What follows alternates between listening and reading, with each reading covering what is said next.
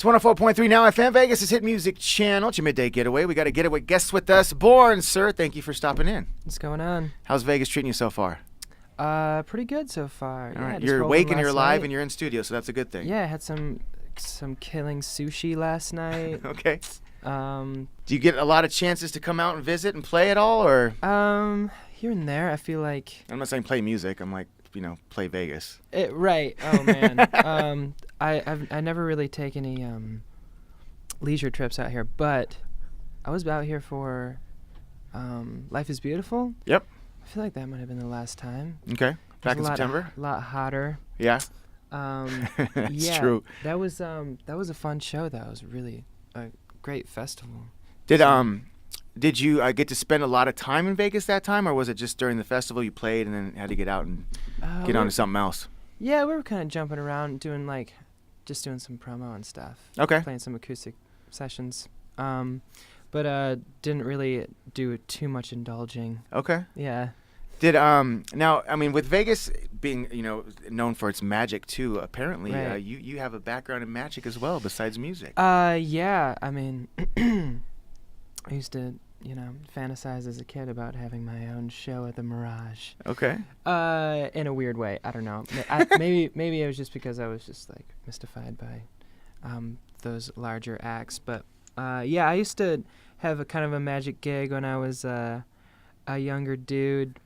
Kind of just it was kind of a hobby turned into, well, I guess like, why don't I have a restaurant gig? Why am I not doing shows? Mm-hmm. And so I started doing shows, and it kind of took off in a funny way. And I started doing birthday parties like every weekend. Okay. And I had like a regular gig at a restaurant, and it just kind of taught me a lot about performance and being kind of a front man and talking to people, and so that's cool. So yeah. I mean, you've been entertaining for a while then. Yeah. Yeah. So I mean, is there with your music now? Let's move into that. Talk to me about Dopamine, and I mean, how excited you are. I mean, to be able to do the rounds, the radio, talk to people, your hits, Electric Love. Talk to me about the music. Well, the album came out, let's see, in October. Mm-hmm. And I've kind of just been on the road since it came out. I was on the road before too.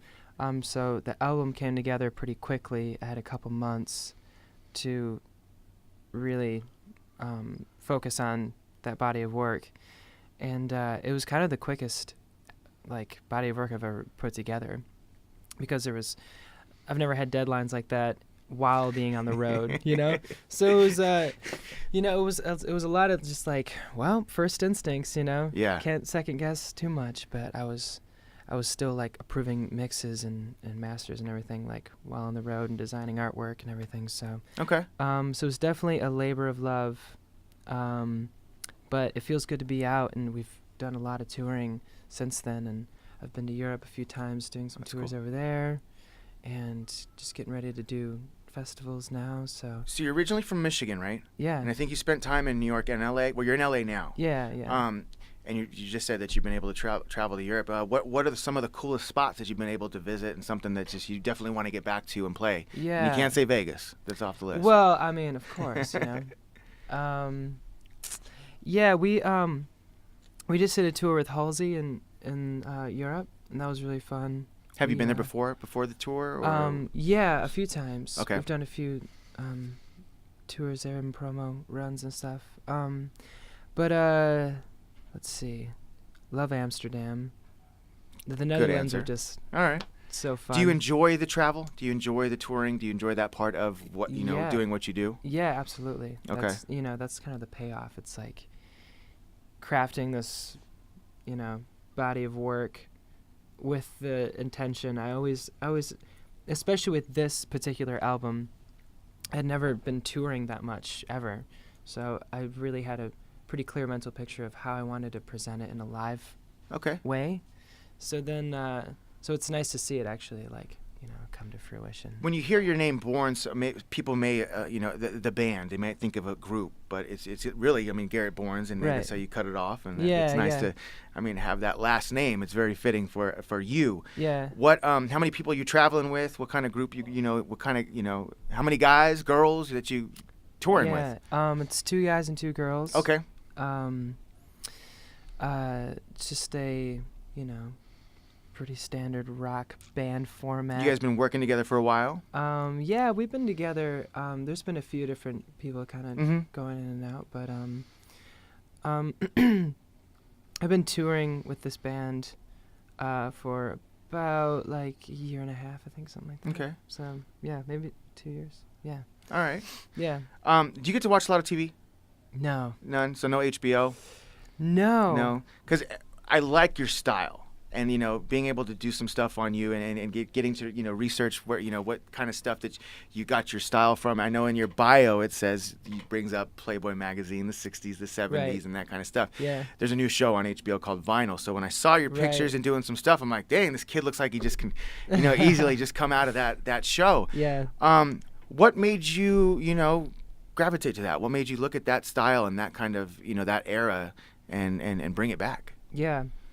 I think what really drew me to old Playboy magazines in particular. The articles. I get it. The it's articles, cool. Yeah, for yeah. sure. I mean, yeah, obviously, there's some inspiration in those magazines that's, you know, Absolutely. everybody Yeah. can enjoy. But I like them for the artistic aspect of it. Mm-hmm. And my dad's in advertising, and so I grew up kind of around just like old just ads and stuff like Yep. that, and he taught me a lot about That's really like cool, man. advertising and how to use words and phrases and branding and all that kind of stuff. So I've always been really interested in that, and so looking at old articles and how they're laid out, and especially these 60s and 70s articles, they're all done by hand, and all the type styles are done by hand, and it's just very very particular Mhm. and very clever, very thought out. So I just like the play on words and everything, and all the articles are just fun. Well, And you know, shout out to Pops too, because you know advertising goes along with radio and everything else Yeah. very, very closely. You mentioned the branding. You mentioned the stuff that your dad did. Did that help you market yourself? You know, did he play in that, or was it just like you just? I mean, I know being Yeah. around that and do it. You know, you kind of just see how people act and how they do things. And Right. did that help you in your music career to get the word out? yeah, I think so. Okay. I think just having a kind of a foundation of that definitely helped. And because when I first moved to LA, I was making all these demos, and I just put them up on a website, and I put BØRNS up kind of in this logo that I created, and had just a picture. It was a very simple website, but then I started getting a lot of attention from just like labels and managers and Mhm. stuff, and pretty naturally, and I was like, oh, interesting. People are kind of drawn to this. Yeah. So yeah. All right, that's cool. Yeah. When I say psychedelic pop, what does that mean to you? The beverage? That can work too. It's kind of funny. I mean, you know, how do you know, people like to put genres together and put your sound in a certain, you know, Yeah, of course. spot. What would you course. call? What would you call your music and your style? Scatterbrained. Okay, that's a good one too. I don't know. I just saw psychedelic pop and I started laughing. I'm like, oh, that's a Right, new right. one. You're I'm like, that okay. sounds refreshing. Yeah. Effervescent psychedelic pop. Try it now. A taste of a new generation. I mean, indie rock, something along that line, or you know. Yeah, I mean, it's really kind of influenced by a lot of different genres, so I would just say love songs. Okay.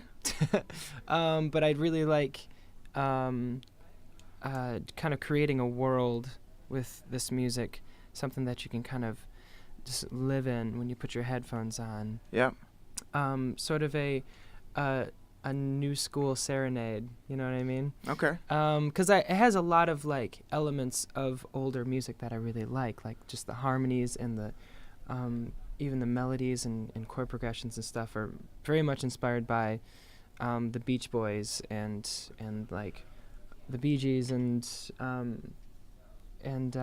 T-Rex and